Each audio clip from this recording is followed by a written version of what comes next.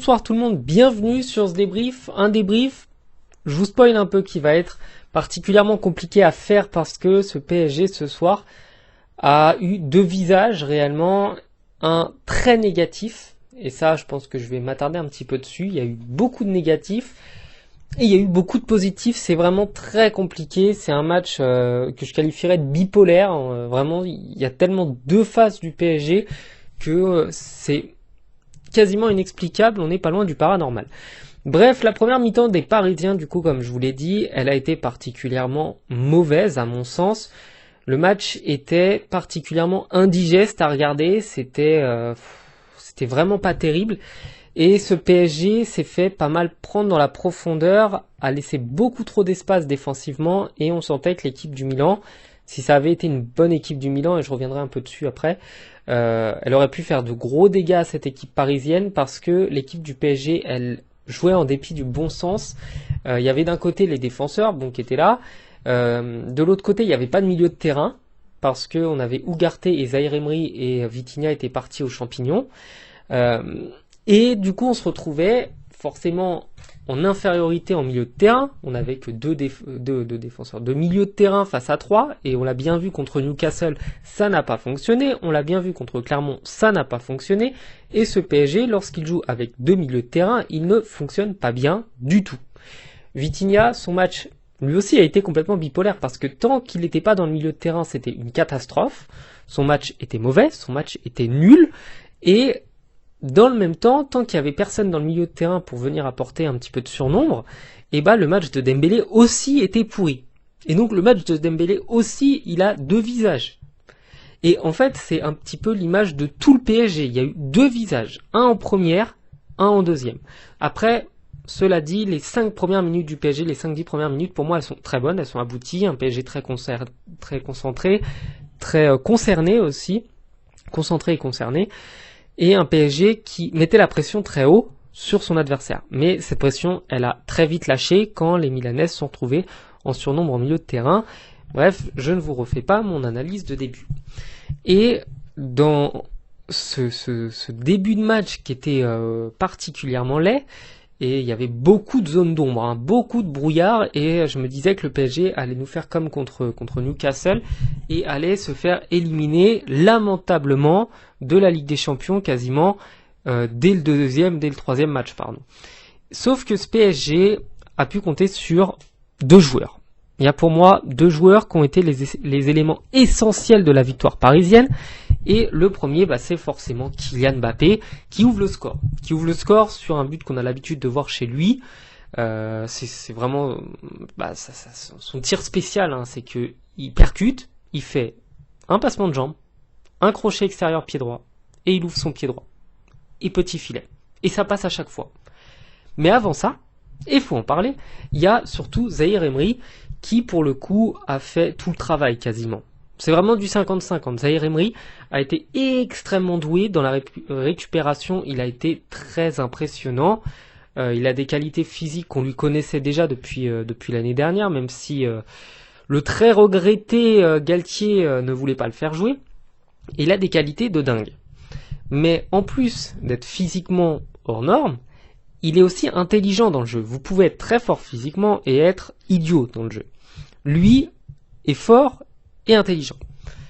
Et donc sa récupération et sa passe décisive sur deux grosses fautes des Milanais, et comme le disait Habib Bey sur Canal, là où beaucoup de joueurs se seraient arrêtés pour demander la faute, il a continué à faire son effort, et ça a payé. Ça a payé, ça a fait sa première passe décisive, il y en a une autre après.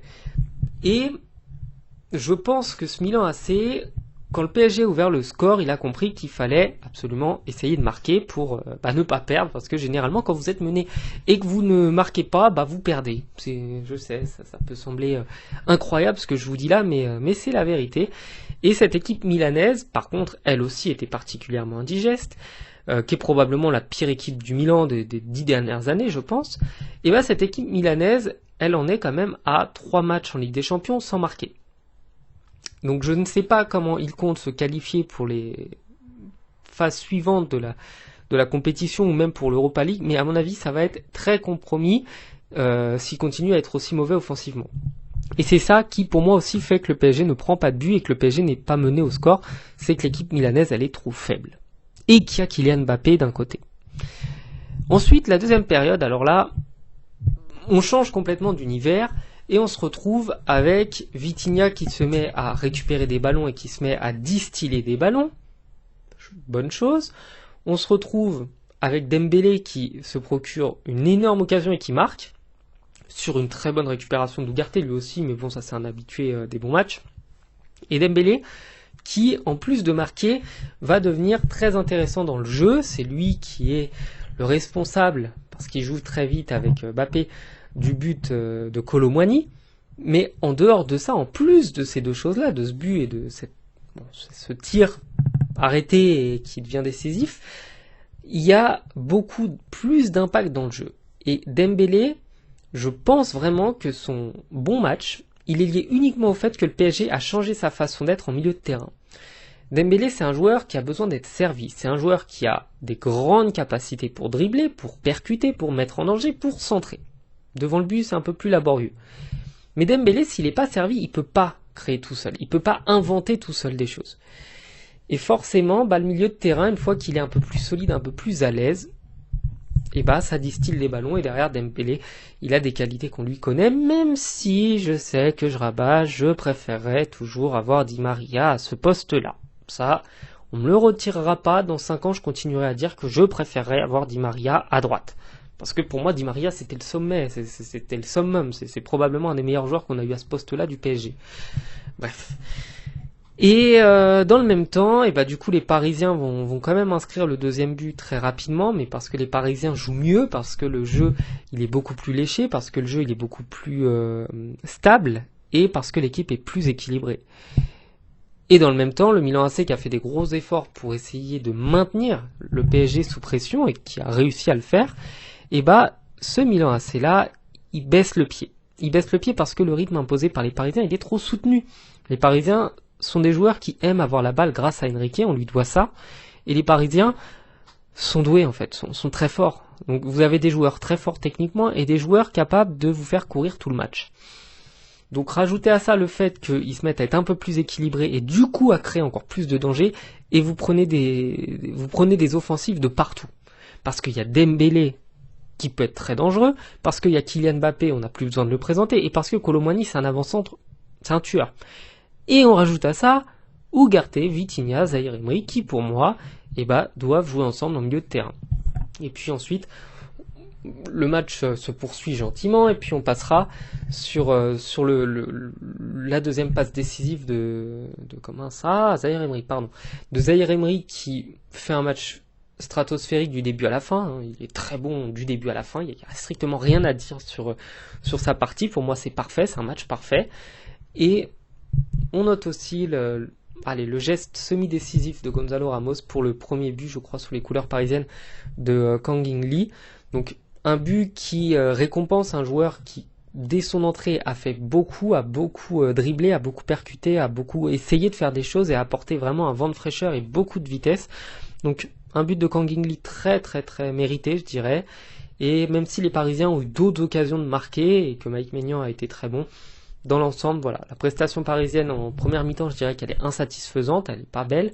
Et en deuxième période, là, rien à dire, c'est parfait. Tout va bien, tout se passe bien. Et avant que je finisse, j'oubliais, excellent match de Marquinhos. Parce que j'ai été capable de critiquer Marquinhos lorsqu'il était mauvais, mais son match, il est génial. Il a été bon du début à la fin. Il a rien laissé passer. Il y a eu toutes les balles qui ont transité par lui. Tout a été intercepté par Marquinhos. Il a été vraiment absolument partout en défense. Et il a fait un excellent match. Et je suis très heureux de revoir Marquinhos à ce niveau-là en Ligue des Champions. Je dois vous avouer que les dernières années, c'était un petit peu compliqué. Mais content de le voir beaucoup mieux dans ce PSG. Enfin voilà. Je vous souhaite de passer du coup une bonne soirée. Je vous dis à bientôt sur la chaîne. Ciao.